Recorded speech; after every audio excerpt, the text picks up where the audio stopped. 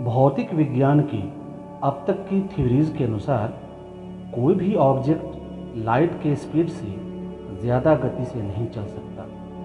लेकिन क्या आप ये जानते हैं कि आइंस्टाइन द्वारा दी गई जनरल थ्योरी ऑफ रिलेटिविटी के तहत ऐसा पॉसिबल है, और इसका कारण है स्पेस में वर्म होल का बनना।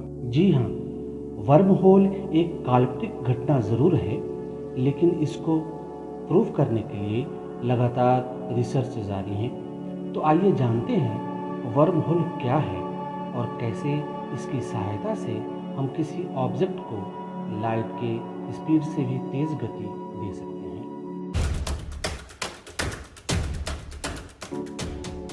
प्रसिद्ध वैज्ञानिक ओपेनहाइमर और स्नाइडर के अनुसार हमारे ब्रह्मांड में जब भी कोई तारा एक्सप्लोड करता है तो वह बहुत सारे छोटे छोटे टुकड़ों में बंट जाता है, जिसके कारण उनका डेंसिटी अनंत हो जाता है। जब ऐसा कोई टुकड़ा स्पेस में होरिजन से टकराता है तो वो होरिजन को कॉनिकल शेप में ढाल देता है, जिसको हम सिंगुलरिटी कहते हैं। इस घटना को हम कुछ इस तरह समझ सकते हैं कि मान लीजिए आपके पास मुलायम गद्दा है जो कि स्पॉन्ज का है, और अब आप उस पर एक भारी सा बॉल गिराते हैं तो स्पॉन्ज नीचे दब जाता है और एक कॉनिकल शेप का गड्ढा बन जाता है। ठीक इसी प्रकार सिंगुलरिटीज का निर्माण होता है।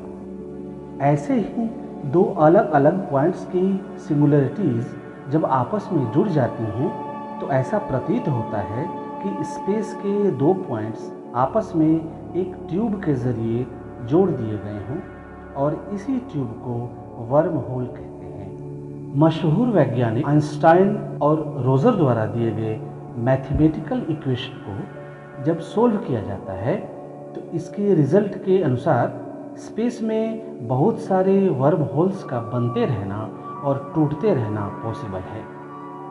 लेकिन प्रैक्टिकली अभी तक यह पॉसिबल नहीं हो पाया है।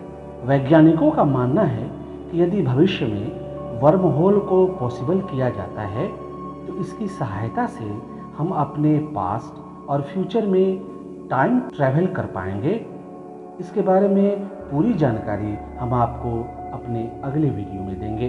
वैज्ञानिकों का यह भी दावा है कि वर्म होल के ज़रिए हम किसी वस्तु को लाइट के स्पीड से भी तेज़ गति से ट्रैवल करा सकते हैं। यह कुछ इस तरह पॉसिबल हो सकता है कि सपोज़ करिए आपको पृथ्वी की एक एंड जैसे साउथ अफ्रीका से दूसरे एंड यानी हवाई तक जाना हो। अब आपके पास दो रास्ते हैं। पहला, आप पृथ्वी के एकदम बीचों बीच होकर आएँ जिसकी दूरी 12,000 किलोमीटर है, और दूसरा आप पृथ्वी के सरफेस से होकर जाएं जिसकी दूरी 20,000 किलोमीटर है, और आप दोनों रास्तों पे समान स्पीड से जा रहे हैं। बारी बारी से तो आप जाहिर है कि बीचों बीच होकर जाने वाले रास्ते से आप कम समय में दूसरे पॉइंट्स तक पहुंच जाएंगे। ठीक इसी तरह स्पेस में दो पॉइंट्स ए और बी के बीच यदि वर्म होल बनता है तो कोई भी ऑब्जेक्ट इसकी सहायता से लाइट की स्पीड से भी कम समय में अपने गंतव्य स्थल तक पहुंच सकता है। अब बात आती है कि क्या कोई भी वस्तु वर्म होल के जरिए इतनी आसानी से समय यात्रा यानी टाइम ट्रेवल कर सकता है? तो इसका जवाब है नहीं।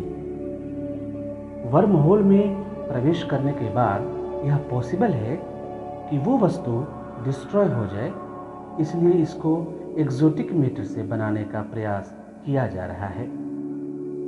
एक्सोटिक मैटर ऐसा पदार्थ है जिसकी एनर्जी डेंसिटी नेगेटिव होती है। आपको बता दें कि यूनिवर्स में जो नॉर्मल मैटर मौजूद हैं उनकी एनर्जी डेंसिटी पॉजिटिव होती है, और इसी कारण सभी वस्तु एक दूसरे को ग्रेविटेशनल फोर्स के कारण आकर्षित करते हैं। लेकिन एक्सोटिक मैटर इसके विपरीत होते हैं, वे एक दूसरे को विकर्षित करते हैं, और इसकी वजह से वे वर्म होल के थ्रू ट्रेवल करने वाले पदार्थ को अट्रैक्ट नहीं करते, और इस तरह हम कोई भी स्पेसशिप आसानी से भेज सकेंगे। आज के वीडियो में बस इतना ही। ऐसे ही साइंस वर्ल्ड से रिलेटेड वीडियोस के लिए लाइक, शेयर और सब्सक्राइब करें आपका अपना चैनल द साइंटिफिक वर्ल्ड।